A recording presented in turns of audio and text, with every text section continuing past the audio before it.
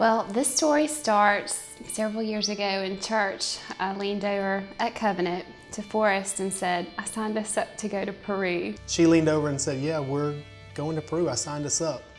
And kind of shocked because we were the people that normally passed that on to someone else. And I had no idea how it would change our lives. We had always grown up in church and felt like we were Christians and good people, but just not as committed as we would like to be. So Peru was the step we needed really to get us on the right track. It just totally changed our perspective to see people who have literally nothing and have, as far as physical possessions, but they have such a joy in their life. We made it our goal when we got back to cut down on some of our stuff and simplify in so many ways, just so we would have more time and energy to focus on making God a priority in our life. And then when we got back, we went through the book Radical with Mike Hoppy. We had been really focused on making the American dream come true, and we had been blessed throughout that time, and things seemed to be falling into place for us. Radical really changed that entitlement mode of we've worked hard for this American dream and we want all this stuff. My prized possession was our home in Dothan.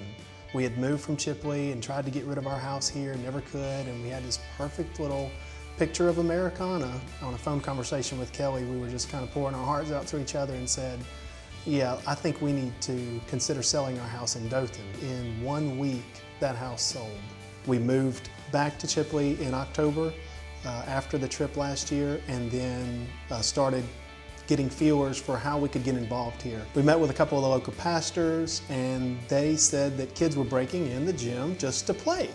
And so we said, well, why don't we think of something creative to kind of combine both of our passions. Kelly likes to cook for large groups. I used to coach basketball, so we began opening the gym, and the kids just poured in. And so we let them play for a couple hours, and then we have dinner and someone shares a devotion. And it's true, I know they come to play basketball, but a lot of the kids come to eat. And Sunday here at the table, we had 15 people for lunch, and I just looked at this crazy mix of young and old and different cultures and backgrounds, and it made my heart smile. I feel lucky that we had the opportunity to attend Covenant. I just feel like something clicked where we were able to appreciate everything that Covenant had to offer, and by using those opportunities we were able to take and transform our life just a little bit to glorify God.